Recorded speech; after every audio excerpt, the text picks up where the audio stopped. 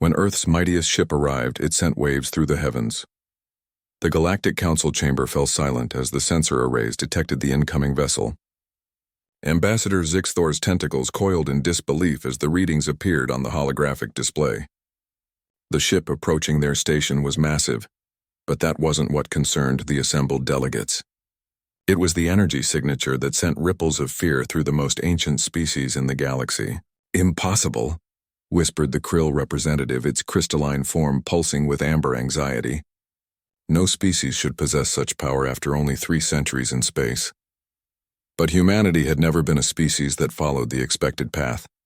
Captain Ana Rodriguez stood on the bridge of the UES Valkyrie, humanity's first dreadnought-class vessel, her dark eyes reflecting the starfield ahead. Beside her, Commander Jixon Hayes monitored the tactical displays with the calm precision that had made him legendary among Earth's fleet. "We're being hailed by the Council station," Jixon reported, his deep voice steady. 17 different frequencies, 12 different languages, all asking the same question. Anna allowed herself a slight smile. "Let me guess. They want to know how we built her."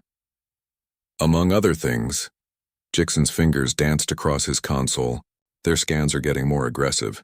The Krill are trying to penetrate our hull shielding." "Let them look," Anna said, her voice carrying across the bridge. "They'll find what we want them to find. Helm, bring us to station-keeping position. Nice and slow. Let's give them time to reconsider their assumptions about humanity." The Valkyrie glided forward, her 17-kilometer hull gleaming with the adaptive armor that had taken Earth's greatest minds 40 years to perfect. She wasn't just a ship. She was a statement, a declaration that humanity refused to be intimidated by species who had ruled the stars for millennia. 3 months earlier, the Galactic Council had issued humanity an ultimatum.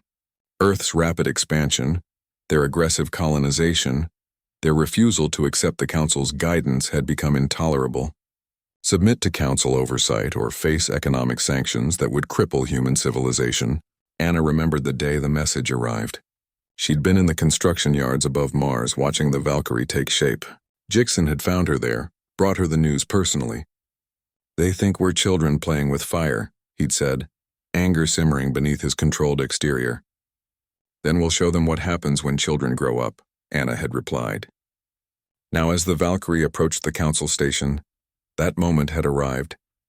"Captain," Jixon said quietly, "I'm detecting weapons charging on 14 Council warships.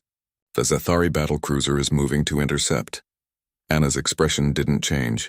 "Tactical assessment? If they fire, we could disable their entire fleet in approximately 4 minutes." Jixon paused. "But it would mean war." "We're not here for war, Commander. We're here to negotiate from a position they'll respect." Anna touched her comm badge. "Engineering status on the gravity displacement system?" From deep within the Valkyrie's core, Chief Engineer Maria Santos responded, her Brazilian accent thick with excitement. "The GDS is operating at 127% efficiency, Captain. Just say the word." Anna nodded to Jixon. "Open a channel to the Council." "All frequencies." The view screen shimmered, revealing the assembled delegates of the Galactic Council. Zixthor floated at the center, its aged form radiating authority that had intimidated countless species. "Captain Rodriguez," the ambassador's voice carried the weight of 10,000 years of civilization. "Your vessel violates 17 Council regulations regarding military specifications. You will submit to immediate inspection or be classified as hostile." Anna stepped forward, her posture relaxed but her eyes hard as diamonds.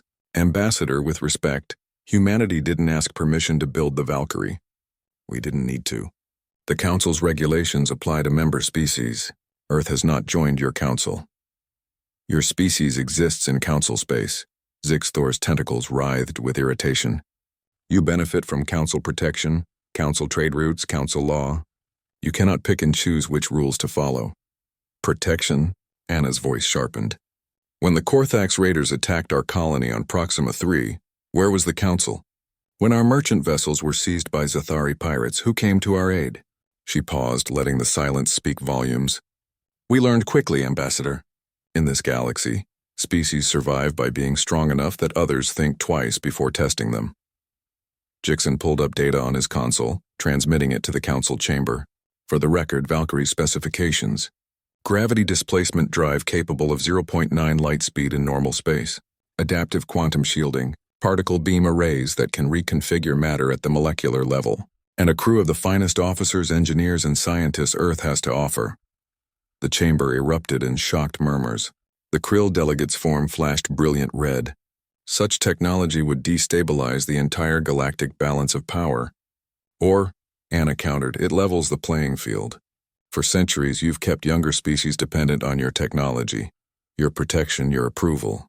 You've maintained your dominance by controlling access to advanced systems. She gestured to the Valkyrie around her. Humanity chose a different path. We built our own way forward. Zixthor's tentacles stilled, a sign of deep contemplation in his species. You risk making enemies of civilizations that have existed since before your world cooled. Captain.